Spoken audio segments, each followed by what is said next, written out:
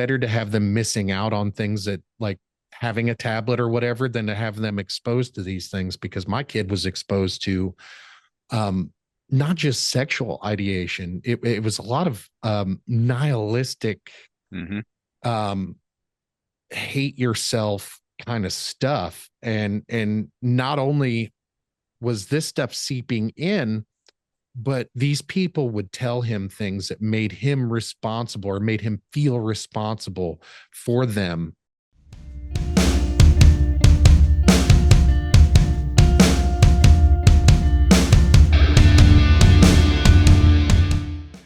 Hey, welcome back to Coffee with Bearded Bad Dad. Today, my guest, Eric Robinson.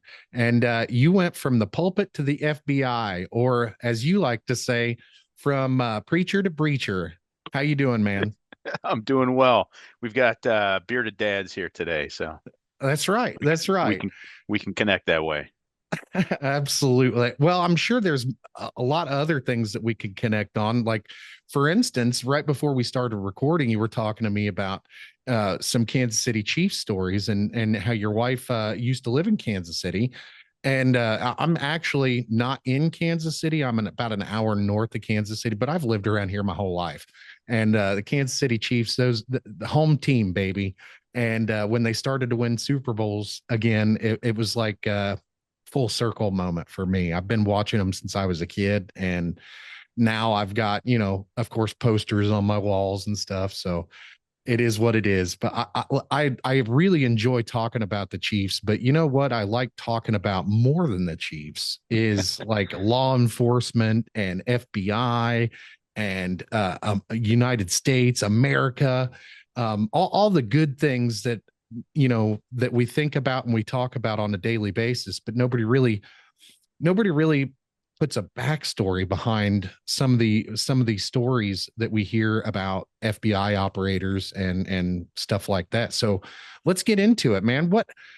How did you go from being a preacher to a breacher? What was that process like, man? Well, this was 2000, October of 2000 when I applied. So nascent internet, like barely had internet. I had internet enough where I could download the paper forms that I had to fill out.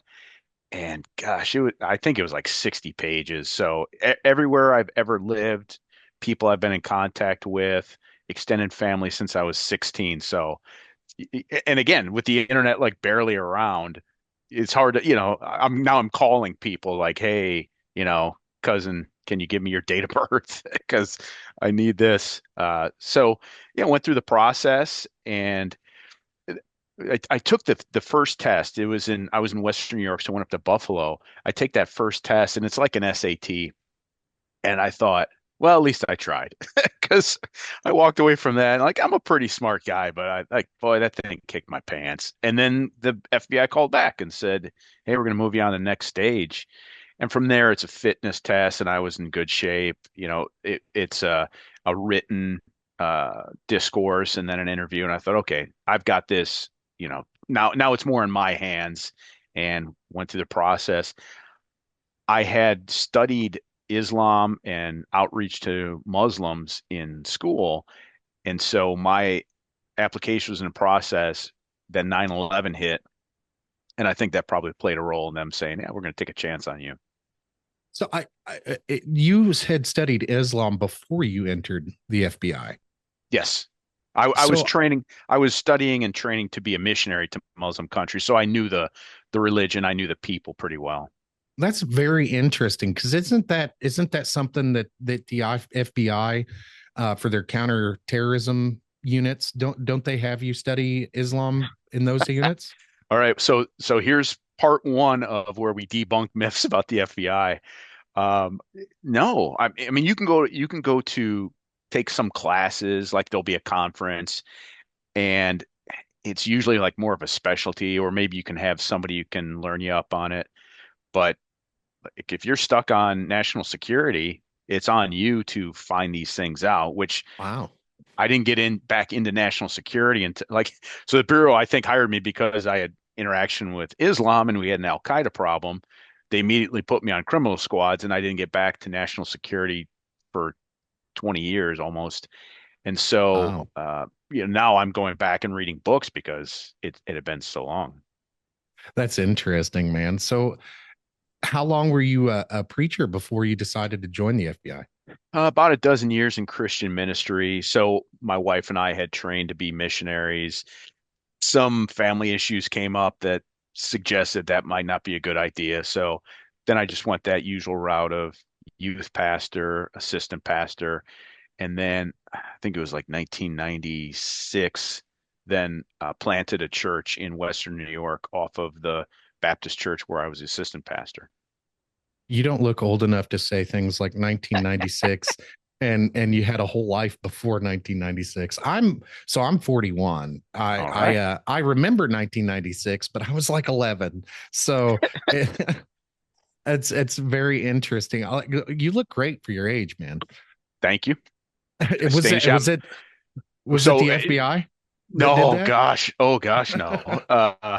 It's just good genes. I had so in in federal law enforcement, I don't know what it is in other agencies.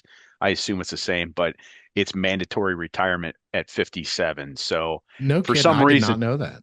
yeah, for some reason, I'm not in good enough shape, can't shoot well enough, don't know the tactics, and the Bureau said, okay, you got to go. So what's life like after the FBI? So you did write a book, right? I did. I wrote a book about the many crazy experiences I had in the FBI, but from the point of view of a guy who was a Baptist pastor and kind of Forrest Gumped it through federal law enforcement.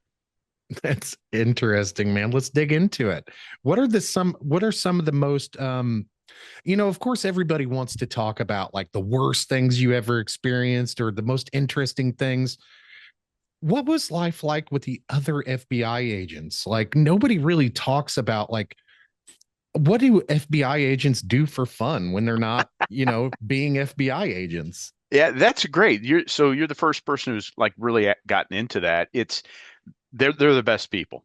The best people I've ever met are in the FBI, and that's largely because, we've got that common focus of doing what's good. There's a nobility to the job, and most people, some are going to be entitled SOBs, but otherwise, most people take that nobility of like, yeah, I've got a significant charge set upon me, so I'm going to do well.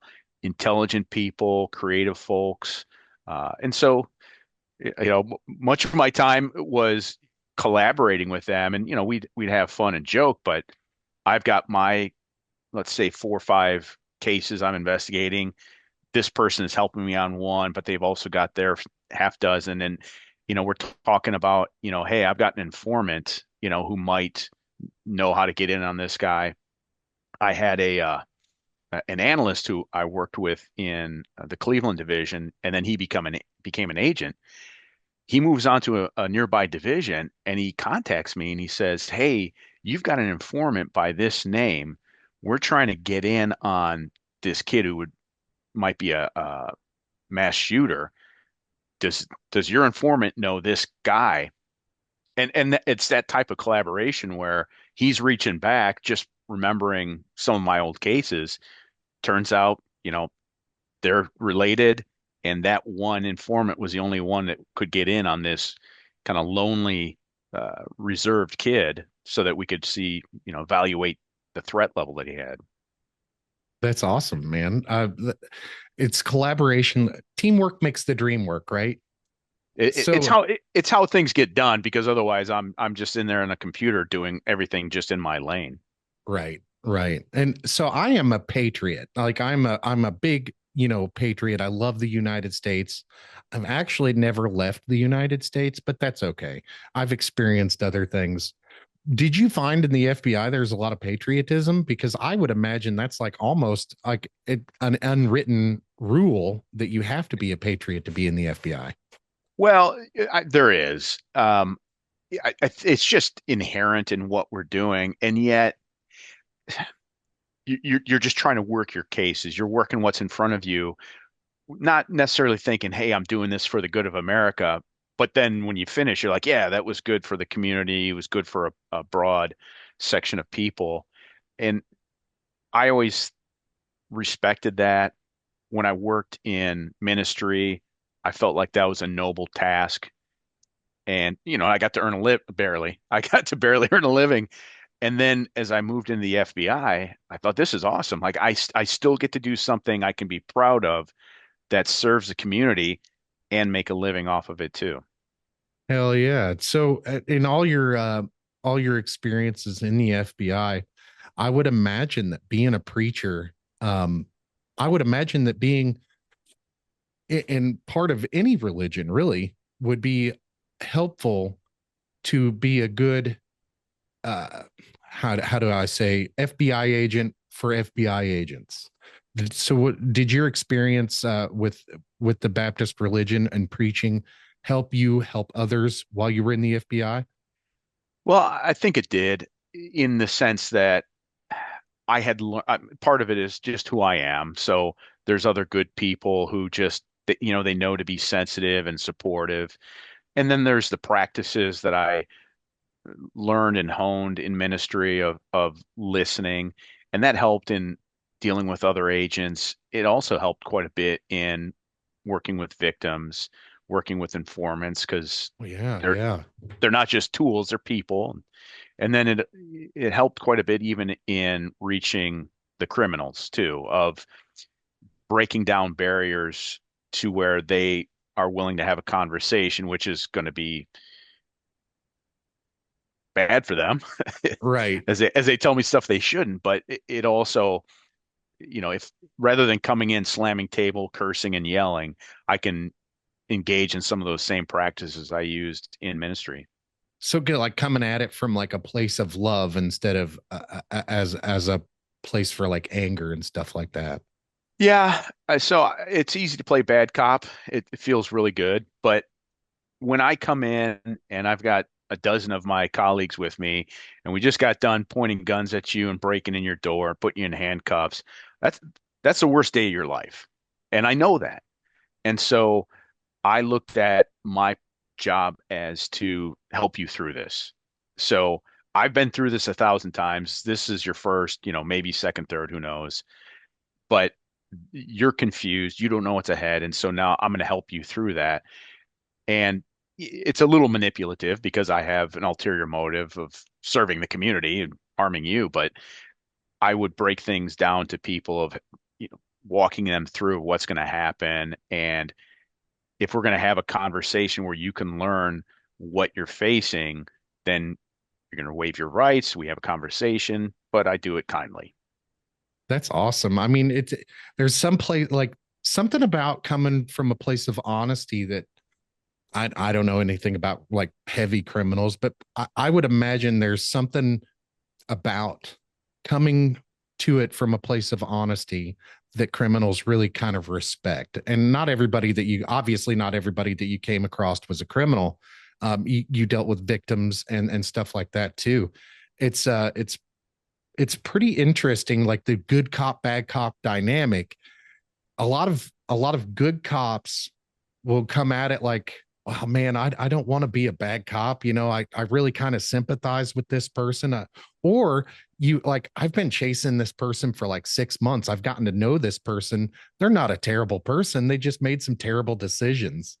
Absolutely. There's two kinds of criminals. There's the people who break the law and they're going to go to prison, and that's just a fact. And then there's the ones who are horrible human beings as well.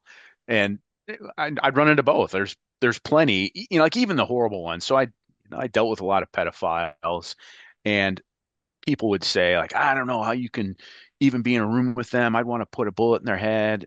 And I'd say, I'm just doing my job. These guys are pathetic. They're full of shame already. They know that. They know they're terrible. I don't have to tell them that. So, I can present them with an atmosphere they probably didn't expect, of somebody Right. who's just trying to build rapport and talk to them, and even listen to them as they tell disgusting things about how they, actually love this young boy. I'm like, okay, I'm going to accept that. I'm not going to show repulsion. Right. Cause it's like, it's their story and in order to kind of get the full scope of you have to look at it from like humanity point of view, and like this person sitting in front of you is a human, and they were once a little person too. So Yep. I imagine I imagine the toughest part for me would be that, as you said, you can't show any revulsion. I think that would be really, really tough for me. And I'm sure you came across some of your friends, and some of your colleagues that just couldn't do it. Yeah, most were pretty professional. And part of it too is so, here I am, I'm talking to you about this and you're trying to set yourself in that situation. And if you got placed in there, yeah, maybe it would be hard, but we've been waiting in that water for a while. So, we're getting accustomed to it. It's not like I pull you out of the grocery store and I go, here, talk to this pedophile. You've worked with others in the past, you've sat in on interviews, you've been going through their history. So, it's less of that shock to the system. And also I know, hey, on Thursday we're going to arrest this guy. I'm preparing. It's like writing a term paper. I'm getting ready for that interview. So my mind's in it to just have those facts and a line of questioning down. So it, when you take it like as work in that way, it's easier to do. So what does that mental preparation look like? I mean, you've seen that movie Donnie Brasco. So yes, now I'm going to stop you really quick. I got a buddy who goes to the academy and sits down and he looks back and there's a when you start out, everybody's got their nameplate in front of them and it's like tiered rows. And there's a new agent in the class, Donald Brasco. And the instructor goes, like, first day is like, hey, you have any idea what kind of significance that name has in the FBI? And he says, yeah, that was my uncle. So his uncle took his name as his undercover name because it would be something he could remember. Right. So I don't know if he's still in because that was a long time ago. But yeah, Donnie Brasco worked in the FBI, Special Agent Donald Brasco. That's awesome. That's so I've been a fan of that movie for a very, very long time. I used to be like really into like mob movies and stuff like that. And it's very, very interesting. The the story goes like Joseph D. Pistone. He was an FBI agent. He went undercover with the mafia for, gosh, he was in for a long time, a long, long time. And ended up infiltrating this specific organization, and brought down the whole organization. And it was incredible to know the story. And there's been, of course, documentaries after the fact. Did you ever did you ever run into any issues? Did you ever into any issues where you come across like, um that you had conflict with your religion or with your faith? No, so I number one, we did things by the law in the FBI, and not and so if things were signed off by a judge, I always felt like, yeah, I'm invading your home, but this is a process. This is how it goes. Yeah, I'm pointing a gun at you, but I'm not threatening you in a way that I shouldn't be. And what I had seen over the years too is not only do FBI agents follow the law, follow the manifold administrative procedures that are within the FBI that are a tangled mess, but then also agents would consider whether something was right. So I can have this case, yeah, but you know, is it proper to do this? Is it proper to? We had a case once, a buddy of mine, we arrested a number of city councilmen in our town, and as one of them was being shackled, I cuffed him in front, put the belly chain on because I knew he had bad shoulders from a boxing career. So I'm trying to Yeah. be considerate. And then we see the news crews outside, and I didn't like this guy. This guy was it was an ass, and he was treating me terrible.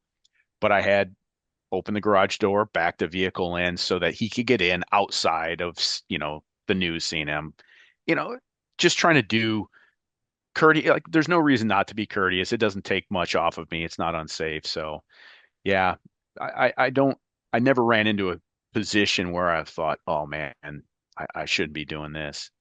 That's awesome. I mean, I would think you would, but that's really awesome that. And how long was your career exactly? Well, exactly. It was just under 24 years. So my See, entry, 24 years and you didn't run into a situation where you had a conflict of faith, not even once. That's amazing. so now I had somebody question me on that once, and they said, well, what about lying? Because as a police officer, like if it's not coercive or threatening, I can lie.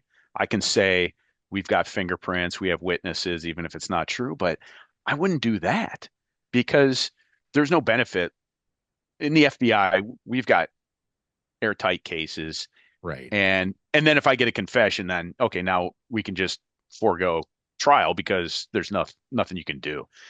But I would never lie to people because if I got caught in that ruse, then I lose credibility. And I've Yes. got a lot of really good stuff to tell you of why you're guilty. I don't want you to eschew that and say, that's not true either. So, yeah, even Yeah. then, It's kind of like tipping your hand, right? yeah. That's man, that's awesome. That's really awesome. 24 years and never once coming up against that. And then the FBI is like, not only are they approving of that, but they help facilitate that as well by training and doing the things that like, hey, don't do this. Instead of doing this, maybe try a little bit of this and finesse it a little bit. Yeah, it's the culture of the agents. So coming in, I mean, there's always some instruction, and I mean, if you're dirty, you're dirty. The last informant I had when I was in Chicago was a former Border Patrol agent who was waving, dope through, and he had been on for like 2 years. So it's not like he got cynical over the years. He went in with that purpose. So if you're dirty, you're dirty. But the culture of the FBI was, hey, we're all doing this the right way, right? Right. Okay. And you just okay, I'm going to move in that flow. So you went into the FBI post 9/11. Um did you ever get to work with the CIA at all?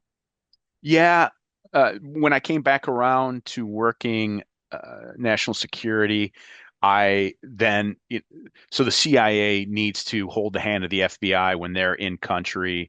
When we are doing foreign issues, we've got to clear things with them. So they would come to us, and I would try to work with them because I wanted to get the most out of my informants, and they were going to be the key to that.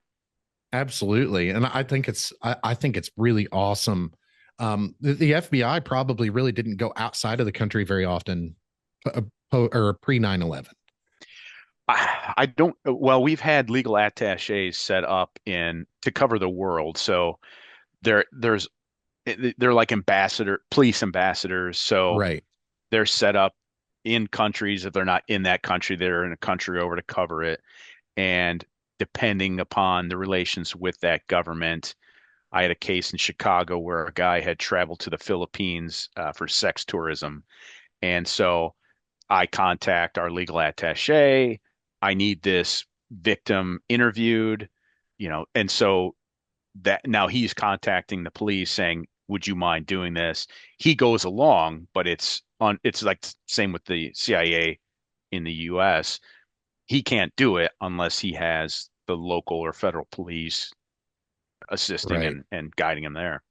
So it's kind of like just like a handshake deal where in order to play in my backyard, you got to work with these guys, and in order for them to work in your backyard, you got to kind of work together as well.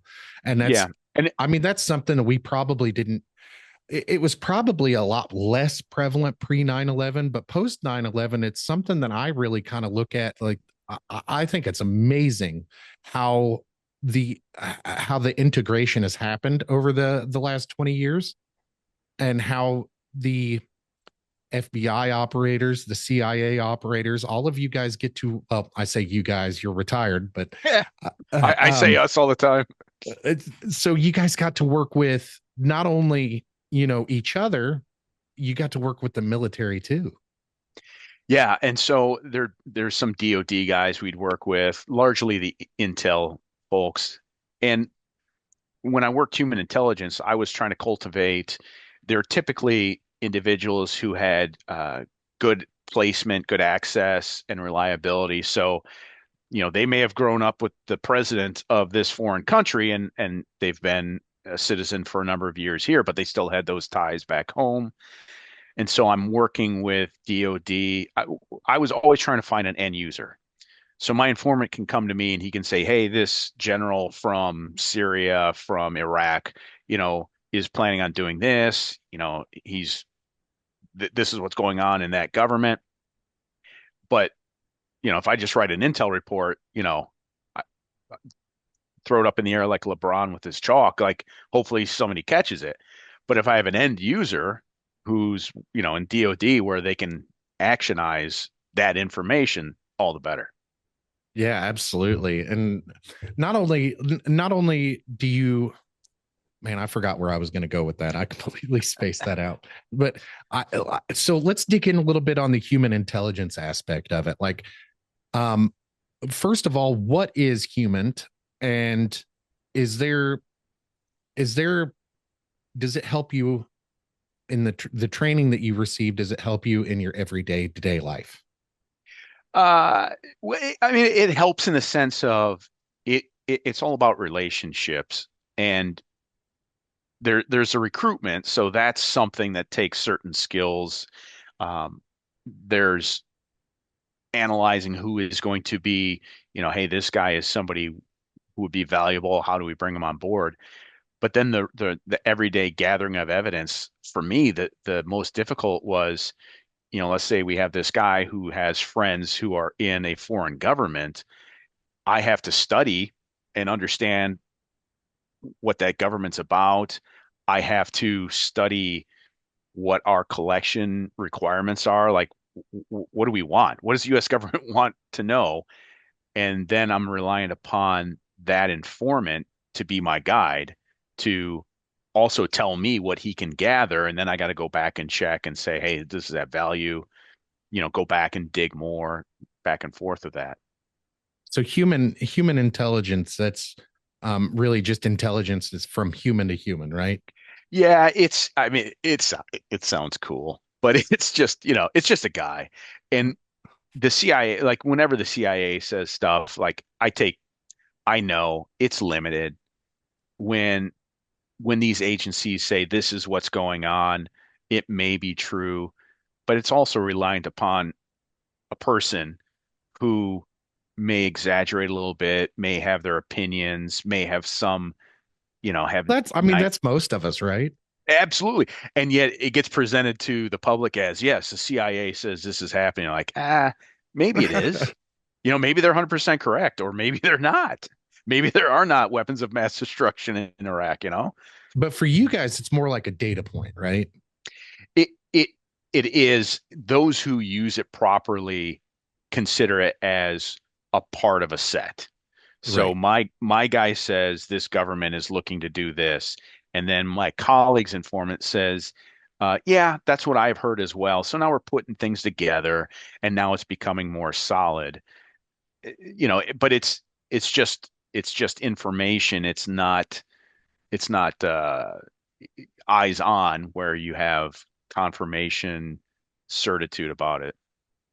So during your career, did you ever run into any moments where you're like, gosh, this is a lot darker than I thought it would be? Or did you, is there a certain level of, I don't know really how to put it. Like, is there a certain level of life that you didn't see before you joined the FBI, but after you joined the FBI, you're like, wow, I can't believe how dark this is.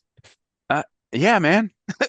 Like when you go into somebody's house unexpected and have openness to every corner and then into their phones and computers, yeah, there's some there's things out there. We had a case once on a guy, it's always sexual, on a guy who was a child predator. And through the process, we find out that he was a coprophage. So I don't know if you know what a coprophage is, but Never heard yeah, of it. yeah, your dog might be a coprophage. That's somebody who eats poop. Oh, okay. And so like now we like, well, okay, I guess that's out there. I didn't realize these things are out there. But there's so much there.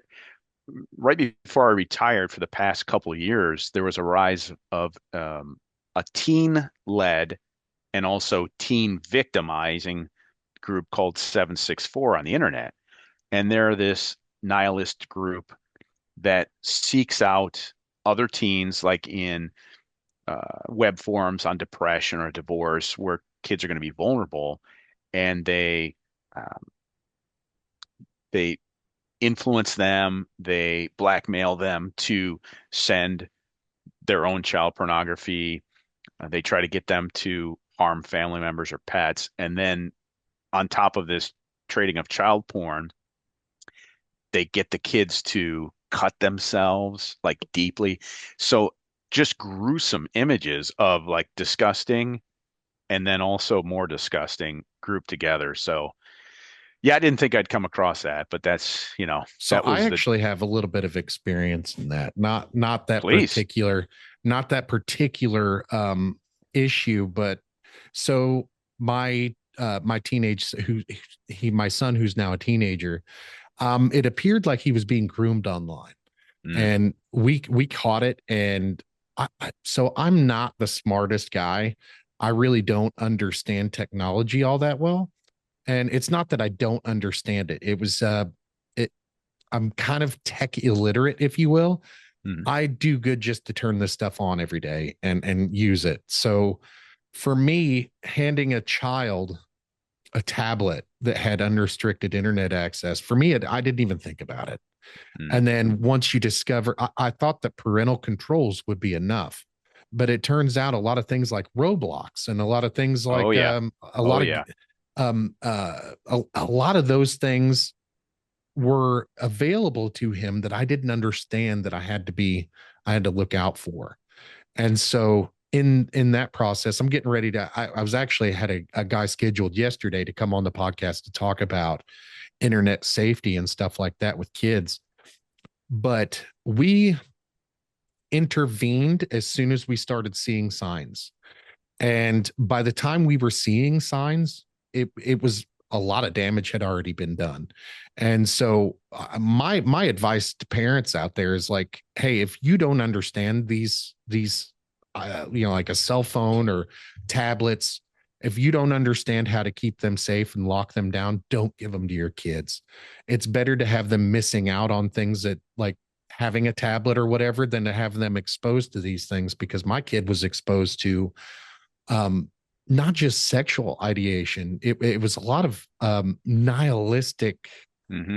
um, hate yourself kind of stuff. And not only was this stuff seeping in, but these people would tell him things that made him responsible or made him feel responsible for them. And it was just a big old mind fuck, if you will. And it really took a dark turn. My son cut himself one time, Mm. and it was like, man, what have I done as a father?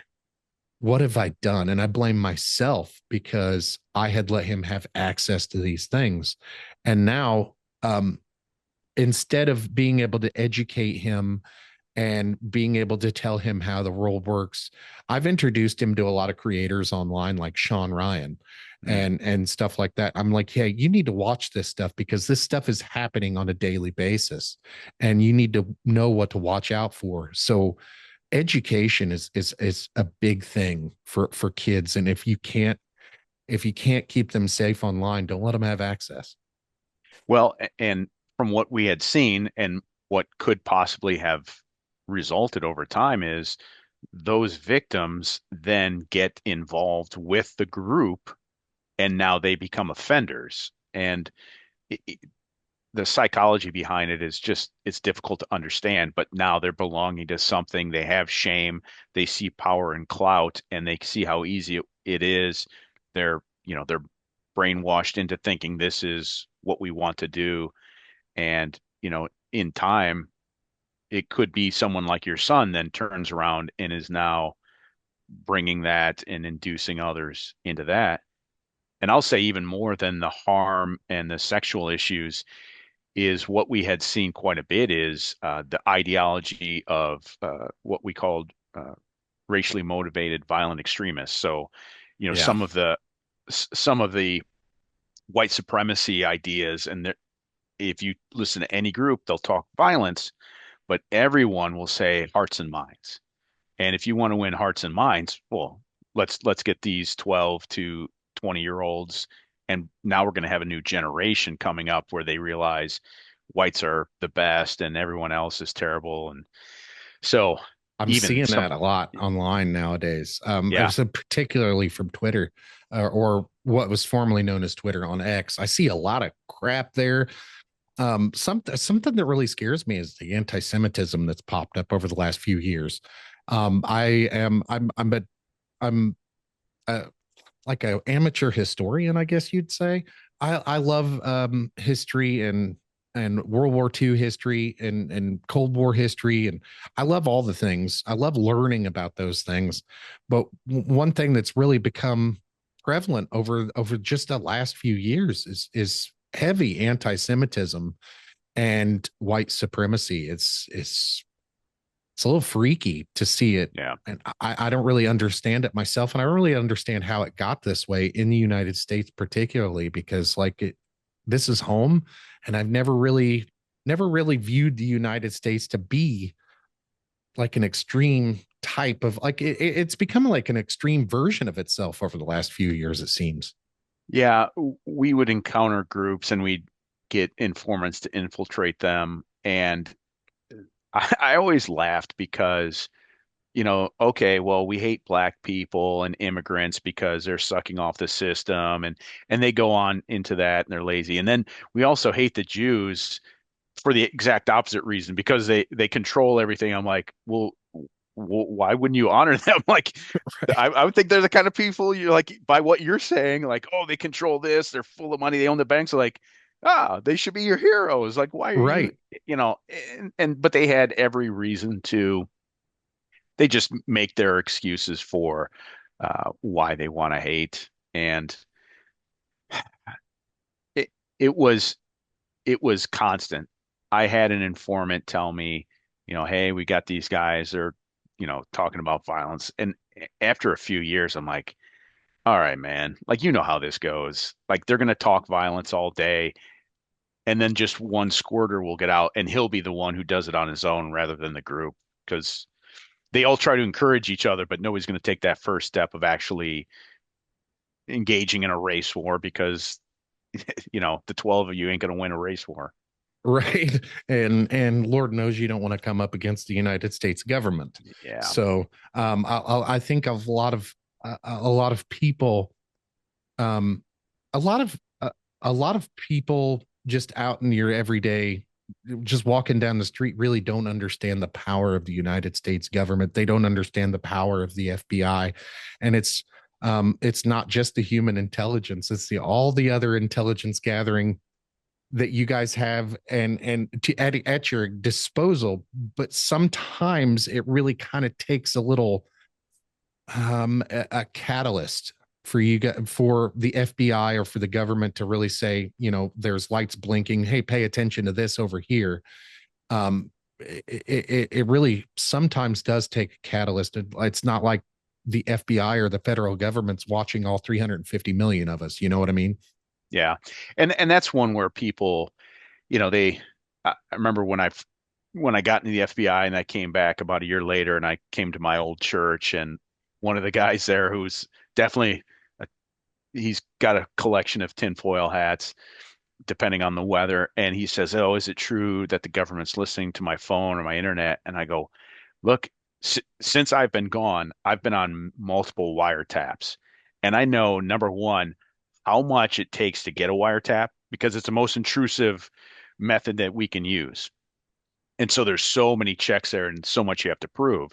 And secondly, the man hours that it takes to sit on the phones, be out on surveillance, you have to be a pretty bad person for somebody to be on your phone. So I don't know Yes. what the other agencies do, but the FBI, like if you think somebody's listening to your phone, you have to be pretty high level criminal. And that's what I always tell people when I hear stuff like that. I'm like, it's not the government that you need to worry about. And they're like, well, what do you mean? I was like, it's Google, it's Yeah. Facebook, it's all the people that are trying to sell you shit. That's Yeah. who you need to worry about. And they have all your data. It's not the government, because the government could care less what you're doing or what you're looking at, as long as it's not illegal. And Yeah. even then, sometimes even then, if it's not really even barely illegal, it's out of the FBI's purview. That's local police, Yep. and it's like I tell them all the time, I'm like, really, like, we have a good set of laws here in this country, and as long as we do our due diligence and keep up on the maintenance of those laws and the maintenance of these relationships, man, the government really doesn't give a shit what you're doing. They really Yeah. don't.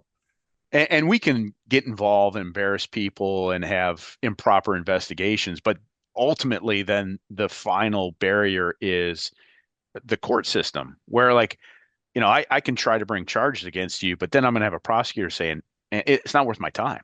It's not worth Right. my time for you to try to get this low level fraud case that this dude's definitely going to take to trial, and I can't get tied up with that. And Yeah. and then even if we do, now we've got to prove it. And so that is that final boundary.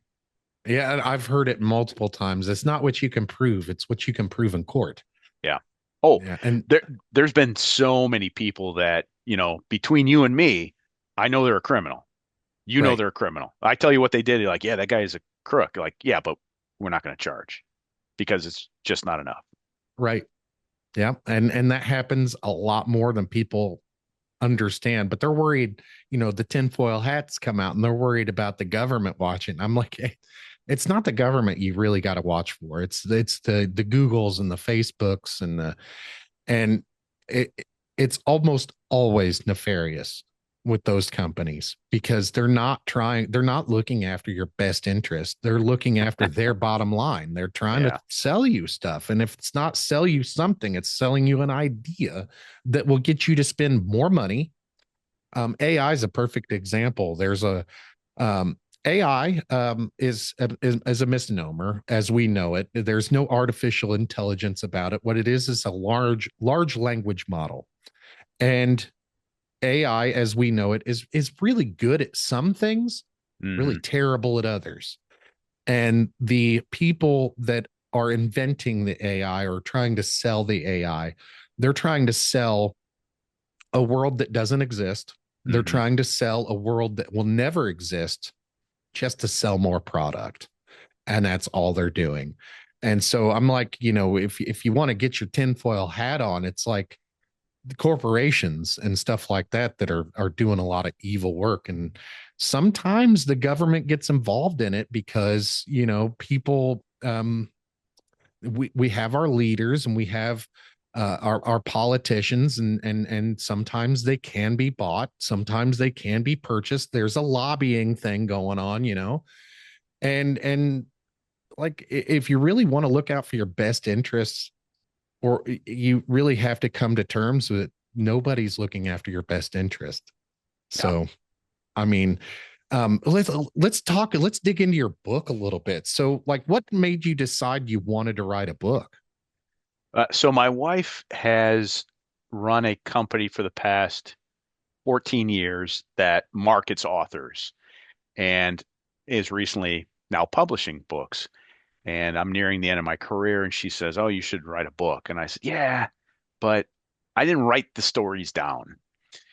And she said, "Well, try anyway. Here, read this book from one of my clients. It's about writing books." And so I read it, and I thought, "Okay, let me try this." And oh, that like the stories just came. So, I think, okay, I remember this experience. This is great. And I just start going as if I'm telling it to you now. Like when agents have downtime, they're always telling stories. And I would kind of take myself out of that and think, yeah, I've heard that story before, but man, that's actually pretty remarkable. That's amazing that this event happened. And I thought, yeah, these things were pretty cool. And as I go through and like, there's this, and then we did that, and then here's another one.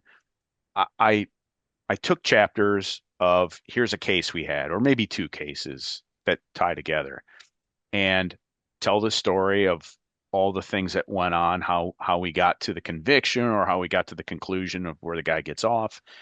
And then I write what is called an after action review. So that's familiar with us and with military, that we got to go back and look at what did we do right? What do we maintain? How do we screw up?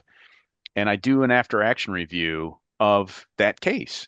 And and then I get to add a few, like maybe here's the conclusion of it. Here's where the victim later, went on to do something great, and tell a few other stories. But all of it too is from that perspective of I was just a guy.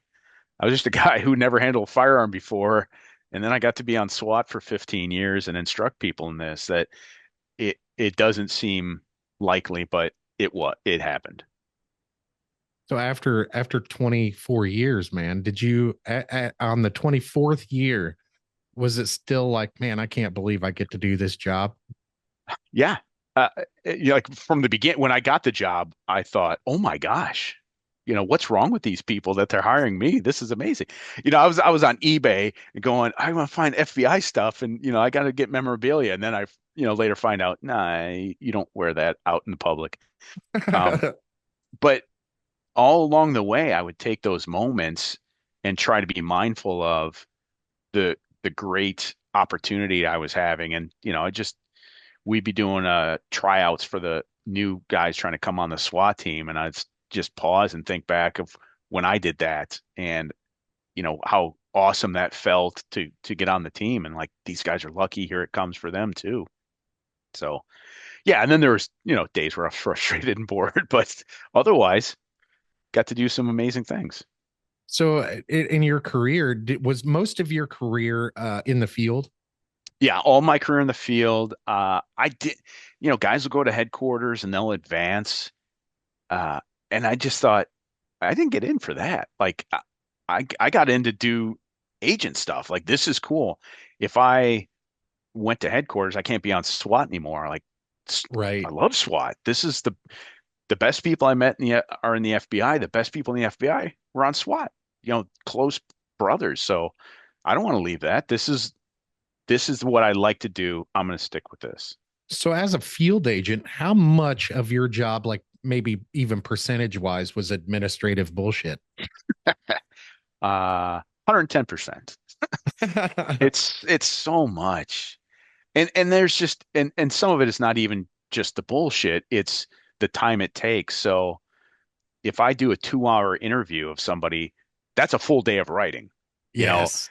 So, I'm interviewing you post arrest, and I say, tell me how you got into the drug trade. And so you start with your childhood, and then you jump to the events of last month, and then you go back. And so like now I'm writing, and I got to piece things together and cross this out, draw a line here, and get it in a readable fashion. I think that's where the AI will probably help in aspects of where you just sit a recorder down and record the entire conversation and then get it transcripted later and then have to and then that cuts down on not only administrative time but administrative costs as well. Hey, so you say, you talk about being old. When I first got in the FBI, they had a steno pool still. And so guys Really? they would speak into a tape recorder and then send that cassette to the steno pool, and they would write up the reports. I never did it because I like to write my own. Yeah, that sounds like they pay people like me to do stuff like that. I'm not a very good typist, but it's something. It'd be almost like reading a book for me, because you listen to it and you're like, oh, okay, oh, wow, that's an interesting story, Yeah. And then I bet they heard some of the wildest shit in those tapes. Yeah. You get to be, the steno folks get to be part of some classic stuff. That's awesome, man. So like after you started writing the book, how long did it take you to is it completed? It's in the hands of the FBI right now, for them to review and make sure I'm not So embarrassing them. you have to go through the Dopser as well? Yeah, we got to send it in, and I knew that ahead of time, so I didn't put things in there that would even be remotely trade secrets and crafts. It's a story of what people were doing. You know, I'm aware of some of the craftier things we have, but you know, the human story is what's exciting. So yeah, I sat down and in my wife's client's book on how to write, she said, well, there's two types of people, those who frame it all out and those who just sit down and type. And I thought, I want to frame this. Like, I want to be careful. And so I sit down to frame out what the book will be like. Then I thought, well, let me just write the opening. And then I just went. And like, there's been many, many, many times where I'm sitting down, reviewing, rewriting, but the body of it was 5 weekends. Wow. That's It not very just, long at all. no, it just, well, I mean, it was all, like I'm typing all day on Saturday. The first day I tell my wife, like, hey, I'm at 11,000 words. And she goes, what? Because like these are the It just stories. once it started, it just started flowing. Yeah, absolutely. That's awesome. That is so awesome. Are you going to do a follow up, or is this the only one? I've got, I've got on notes on my phone of like, oh yeah, I remember that one too, and we did that, and we'll see. Hopefully, the book is well received. I think the stuff that we did, and I write with humor as well. I think people. I've read a lot of FBI books, and some of them are really good, some of them are fine, but I hadn't read one where people are like, this is really what goes on. Like this is you and me, like, hey, get in a ride along. I make room on the side of my Tahoe where you can sit there and, you just listen in on all the traffic and what's going on. Yeah, so it's very interesting to me. The it 5 weekends when you the information just flowing, and I don't know if I could do something like that. And I've of course I've lived my life. I'm the one that lived my life, but like telling people through my lens, I think it would take more than 5 weekends to write anything really. Like if let's just say I wanted to write a short story, I think it would take me probably 5 months to Oh, to well, even get a short story. yeah, and I think that's normal. For me, it was much like, okay, I'm going to tell the story about the pastors in Toledo who were arrested for sex trafficking a girl from the congregation. Okay, boom, here we go. It started with this, and then I met with this. Oh, let me start out with the interrogation I had with the one pastor in his living room and lay out that scene. Okay, let me start with that, and just going through. So, all right, now I'm going to tell the story about the guy I investigated for 4 years for financial fraud and all the crazy characters involved. Okay, boom, that's one chapter. Let me talk about the ancillary guys. That's another chapter because there's so much to it. And there it I goes. got to It get just, this book. I got to get this book because like the way you're talking about it is like not only not only it sounds entertaining, to be honest yeah, with you. It sounds very entertaining. I want to know about the pastors. I don't want to ask you about it, right? Because like it's in your book. And if hey readers out, or if you're listening to this interview, go get this book because you're gonna love it.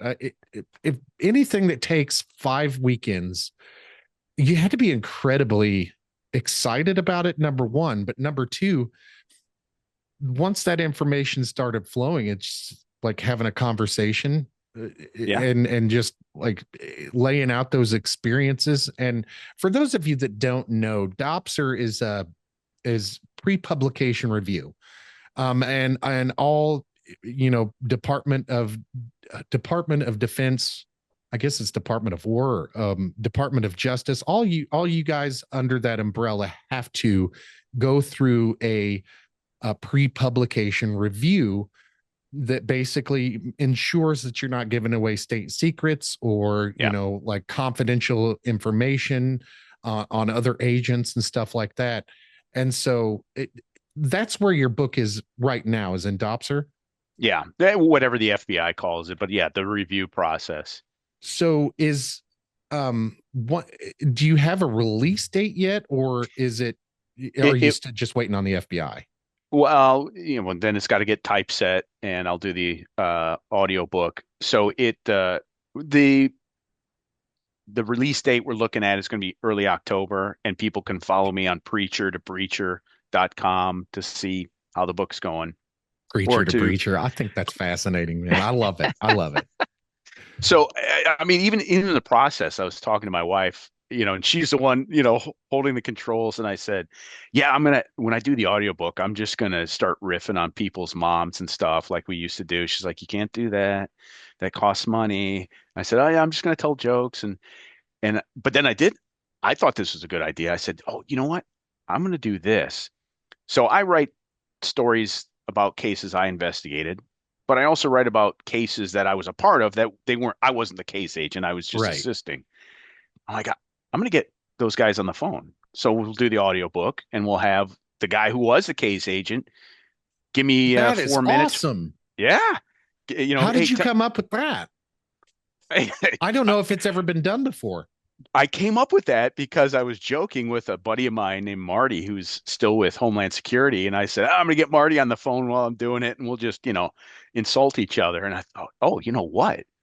What if I got people on the phone, instead of joking around, actually say, yeah, I remember when we had this case on this white redhead who pledged himself to ISIS because he used to be a Nazi, but he thought ISIS did a better job of killing Jews. So he's like, I want to kill Jews. Let me pledge to them. And, hey, here's the story I put in the book, but Troy, tell me a little bit more about, how that case developed for you.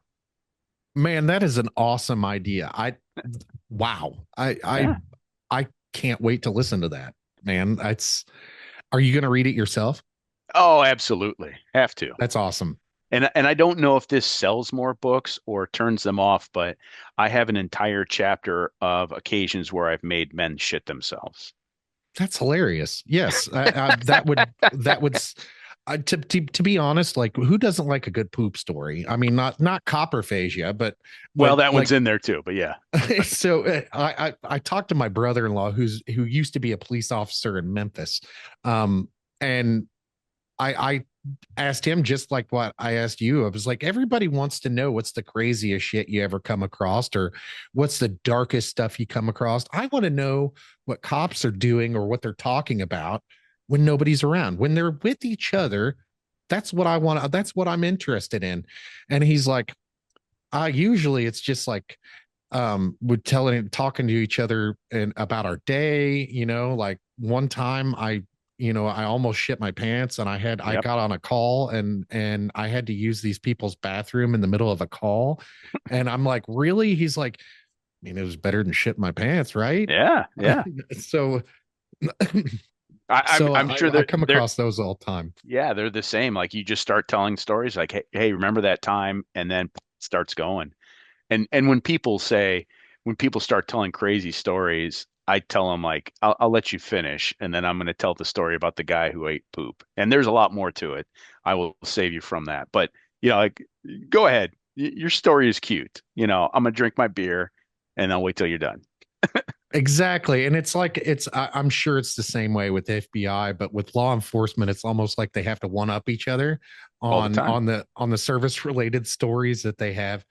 And that's what was fascinated me the most, because like criminal and law enforcement psychology is very similar. And a lot of people don't know that. A lot of people don't realize that.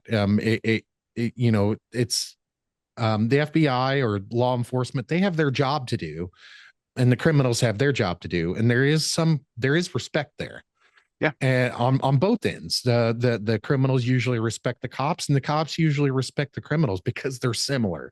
So it's very interesting to me that the general public wants to know these stories about, tell me about this criminal or tell me about this case. And the real fascinating part is like what those in Donnie Brasco, for instance, what was the law enforcement perspective on that, and what was the other perspective on that?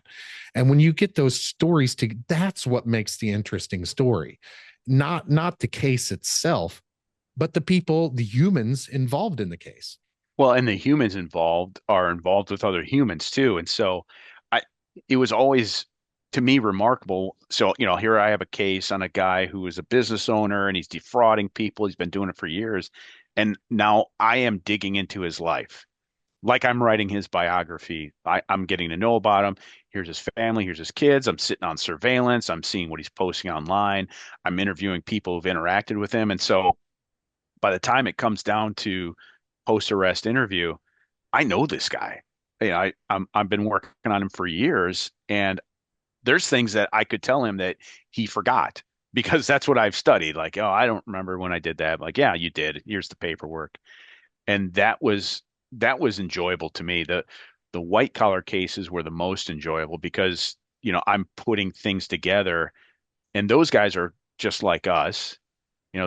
The dope dealers, nah, I can't identify with that. The gang members, different people than me. A lot of times the terrorists, like, okay, I don't get that. But then the white collar guys, like, yeah, I could see myself being that guy. But now I'm digging into the psychology of what's going on with him and just seeing all of his life laid out. Yeah, I bet that was very interesting because so when you're dealing with the criminal element that obvious it, the gang members and stuff like that. I mean, of course, you know that there's going to be criminality there. Yeah. But I bet the majority of depravity that you saw came from white collar, didn't it? Yes, because the gang members, like I get it. You're coming from a bad circumstance. You're trying to fit in. You have to join the gang maybe because it's the only safe place. The dope dealers, they were like amoral. They knew what they were doing was against the law, but like what? Okay, But they I don't. still had a code. Yeah, and they're just making money. Okay, I get that. And the white collar guys, like the guy I'm talking about, he was legitimately a sociopath, and he was a millionaire in the 90s. So I'm going to take you back again. If you remember or ask your dad when you had to bundle your long distance minutes and say, how much are you paying for your long distance? I can get you 10 cents a minute. He was doing that legitimately, making $1 million a year, but it just wasn't enough. And so he started then having real businesses that people could invest in with a real product, but it failed because I spent all the money on myself. And people would say, dude, that guy's so successful. Look at his house. He Yes. had he had Lamborghinis, multiple Lamborghinis, but he's successful because he took your money, not Right. because he was a great businessman. And just people would come to him and, give him these awful stories of how they needed money. And it just doesn't affect. I don't, Right. I tell my kids all the time, like I, some of the some of the some of the criminal element, they wear that on their sleeve, right? But the most successful people that I've come across in my life are uh and you said the perfect word, sociopaths. You almost have to be to get to a certain level of success. You have to be aware that you're taking advantage of people. You have to be aware that in order for this thing over here to work out, you have to make something over here work out. And in order to do that, sometimes you got to step on some heads. And like people sometimes will come to me and be like, well, man, you got some wonderful ideas, or you how is it that you're not a millionaire? And I'm like, well, because I have morals. yeah. What do you mean by that? And I'm like, so in order to do that, in order to be successful at a certain thing, I know it means having to give up a part of myself that I'm not willing to let go. And I wasn't born rich. I don't really have the capital to make all my dreams come true, but I know how to achieve some things. But in my mind, to achieve them, I have to kind of sell a piece of myself that I don't want Mhm. to do that. I'd much rather go to the grave poor than um give up that piece of myself, because once you lose it, it's gone forever. Well, and so this guy's superpower, I would often say, was that he didn't have emotion. It didn't affect him. Yeah. So you're talking about having to face, like, let's say you have a business and it's failing, people coming to you saying, look, I needed that money to take care of my special needs kid. And you and I then can't sleep that night. Right. And for him, he's like, don't worry, the money's coming in. And he would just lie And that, he'd get more money and after he'd get that. more money. Yeah, and he wouldn't pay that older woman back. So that's a superpower. If you don't feel and you don't care what people think, you're unstoppable. And see, at the end of the day, and you know this from being a preacher, at the end of the day, we all end up in the same place. Yeah. And none of this Well, stuff means anything. And because I understand that on a much deeper level than the average person, I'm like, who needs it? Who, like, yeah. I would much rather have my humanity. And like, I can go out, like, we make our own bread here at home. It's a lot cheaper. We got the cost down to less than $1 a loaf, right? So we make our own bread here. And it's one of those things, like, it when you live a simpler life, it does bring you closer to God. And I try to tell people all the time, like, I don't want to give that up. Like, are you kidding me? I just, like, I grew up really, really poor. And because of that, I have a lot of skills that a lot of average people probably don't have, or they probably don't want. But for me, a simple life is often a better life because I don't have the stress of worrying about, a deadline, or okay, sales are down this month, or I don't have all that stuff to worry about. I do have a business, but my business is like, I pride myself on authenticity, and I pride myself on being responsible and being me. And so in order to have a big giant successful, like, take Elon Musk. I bet Elon Musk is someone who doesn't really think too much about his employees' mental health, right? No. I am one of those guys who be like, that guy Hey. doesn't look like he's having fun. We should pay him to have a vacation. Yeah. That would be me. And I'm like, Yeah. I would lose a lot of money. Well, right. And so this guy who's a sociopath, like I would often think, like, so when you come home, like, what do you just lie to the kids? Like, you can't be proud. It doesn't, maybe you're not ashamed of it, but you're also not proud of it. Like, I'm proud when I have an accomplishment. I've earned money honestly. You just took it from people. And I, my wife owns a company, and obviously she wants to make money, and she could make more money, but it would be at the expense of people that she cares about, that she, she takes pride in. I have a company that can provide an income mainly for women. They can do things, make their lives better. That's great. I enjoy doing that. So yeah, if you don't have that sense of wanting, like caring about somebody else, having empathy, you can walk all over people. That's right. That's right. Now we're coming up against an epidemic, I think, in society. Some of us have a little too much empathy. There's this guy called Gad Sad. He calls it. Uh, I think that's his name. I think that's how you pronounce his name. Anyway, he calls it suicidal empathy, and how things here in the United States, and all around the world, sometimes we feel so bad that we let people take advantage of us. And that's a very interesting, point of contention there as well. Like, how do we balance that as a people? How do we be nice and not be taken advantage of also? Yeah, I think it might have been Peter Singer, Princeton philosopher. Either way, the concept is how empathy can be bad, which is true if you get into the philosophy of it. And so the answer is compassion. So rather than, like, you want a doctor that has compassion, you want him to have empathy too. But if he has too much empathy, then maybe he can't succeed in taking care of you. But compassion is, just feeling for another person without necessarily having to degrade yourself or your capabilities by too much empathy. But yeah, I from what I ran into in the world, too few people with any The- empathy or compassion. yes, yes, I will sympathize with you there, because everybody that I come across in my life, usually there is everybody has their intentions, right? And it's very hard to understand what those intentions are. And the way I kind of look at it is everybody has a motivation.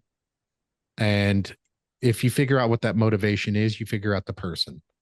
And so if you come across a single person who is knocking on your door doing door-to-door sales, you don't know that they're a single person, but maybe they have a family that they need to look after or something. If they appeal to that aspect of you, it's easy to manipulate it. It's easy to manipulate you into making a purchase that you really ordinarily wouldn't make. And like everybody has motivations, and I try to tell my kids, like, once you figure out that motivation, you figure out the person. And if you're a person like me, I don't really care what your motivations are. I know what my motivations are, and that's what I care about. And if we're not in alignment, we're just not in alignment. And I never start a conversation like with you today. I never started a conversation with the intention of trying to change anyone's mind. I'm just having a conversation. And when you take those motivations away, I find that there's more interaction, more honesty that comes out. You're more likely to get little snippets here and there that you wouldn't have otherwise unless there was no motivation attached to it. Yeah. Well, I was different than you. I often had conversations with a purpose in mind, trying to change people's minds along the way. And for me, it was it was masking that intent. I would come into an interrogation where clearly the guy knows I'm trying to get something, but if I was able to hide that or not make it so apparent, then it lowered people's defenses, which again, for me, I'm doing this for the American people. I'm doing this for the greater good. It is manipulative, but now the practices that I used, okay, how are other people using that against you in a different format where it's not trying to get you to confess to criminal activity, but it's again trying to move you into this purchase or this ideology. Yeah, it's like sometimes though, like I bet in the interrogation room, you may have even said this, like, I'm going to ask you some questions I already know the answers to, Yeah. but I want to hear them coming out of your mouth. That's. Well, what's interesting is the read technique, which is very popular and it's been around for a long time, that teaches police how to do interrogations. And I've taken a class on it. And much of the read technique is if I ask you a question, I'm going to presume you're guilty, which is that's dangerous in the first place. And when you start giving me opposition, I'm going to stop you. I don't, they teach you, I don't want to hear your negatives. I don't want to hear you oppose me. And I think that's terrible. I want to hear what you have to say. I want to hear what your lies are, or I want to hear what I might be wrong on. Like, I don't know everything. So once you start to like, and I use this example, if I say, I know that you killed your neighbor and you start defending yourself, if I stop you, maybe I don't hear you say, no, he came at me with a rake and I just shoved him out of the way to defend myself. And that's when he hit the rock. Like, okay, well, that's plausible. Now we got to look into what's there. So, yeah, the idea of not being open to people is foolish. I'm not getting information I'd get otherwise. Yeah, I'm sure they would love me as an interrogator because I would go out in the interrogation room with my whole chest open and Yeah. be like, look, this is, I'm going to line it all out for you. I'm not going to give you all the information that I know, but I'm going to tell you, like, we got enough to make your life, pretty difficult for the next several years. So we're going to start here. Now, you tell me as much information, fill in the blanks for me, and I'm sure that I would catch a lot of shit, but I would be one of those people that would more likely, you get more with honey than you do with vinegar, in my opinion. You got to find that common ground. And I know it's difficult, maybe for an FBI agent or law enforcement to find common ground with somebody that they're investigating, but I don't think it would be. No, it's a necessity. So no matter who I'm talking to. So again, let's say it's a black woman who's a pedophile. So, as far away from me as we can be, who grew up in poverty. I didn't grow up wealthy, but I am trying to find something in her that I can relate to. And that's going to bring us into more comfort. Yeah. So it's necessary for me because I can't just think you're a monster. You're not human. I can't perceive that. I Like have that's the to, prosecutor's job. yeah, yeah. And again, I don't want you to think I'm being manipulative, but I see, Kansas City in the background. I know the team. I have a story. I'm trying to connect with you immediately. And Yeah. as you mentioned, like, hey, let me tell you a story about my dad going to school with a defensive coordinator and meeting Christian Okoye. And so I feel bad because maybe you think I'm being manipulative, but if I can do that now, okay, we're a little bonded now. Like you feel like, hey, this guy, me and him have something together, and that's going to set our conversation at a better level. Well, how it doesn't come across manipulative to me because like we don't have an adversarial relationship, You right? you I don't know mean, you don't know that. You don't know that I'm retired. Maybe I'm still in the FBI.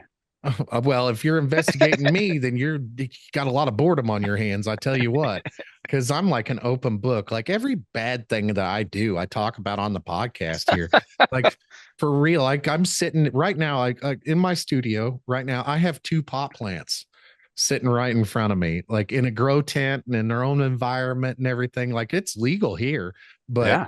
Maybe that's how like the FBI got on you in the first place. We've been listening to your podcast and you hear all the bad maybe, stuff. maybe, but like at the same time, um, yeah, that doesn't make me nervous at all. Really, Yeah. in my experience, people that have the most things to hide really Oh, yeah. are they don't really talk about it all that much, you know? Had You froze on me a little bit, Eric. same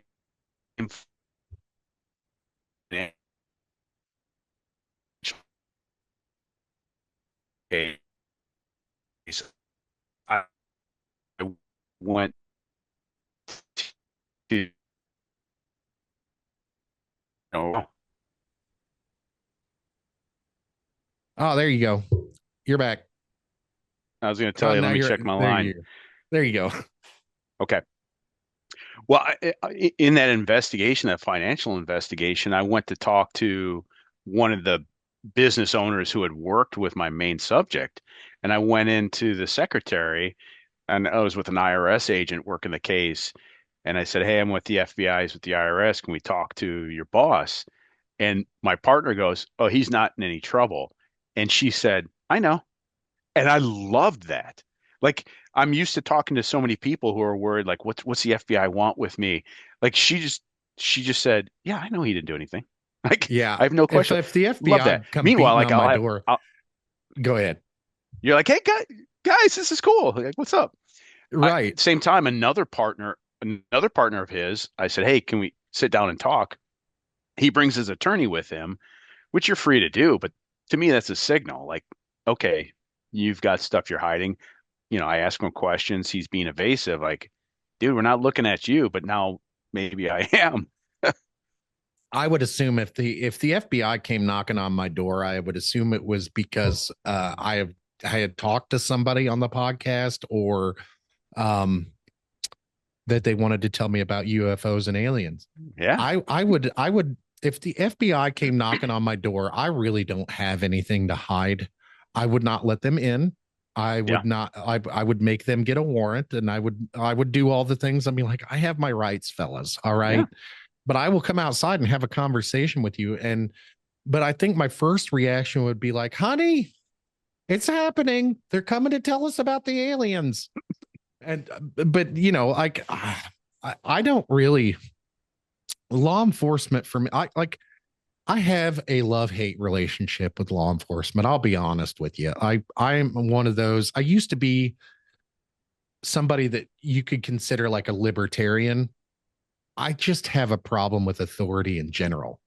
So it's not like I it isn't like that cat and mouse game with law enforcement for me. It's more like you have no reason to be here, so I don't even want to see you. I don't like police being in my neighborhood unless they really have a reason to be in my neighborhood. Um, because I know if police are down here, there's a problem, right? Yeah. And I don't like having problems. I don't like living where there's problems, but I do respect law enforcement. I do respect the FBI. I respect the government, but they have their place, and their place isn't in my life. So, That's fair.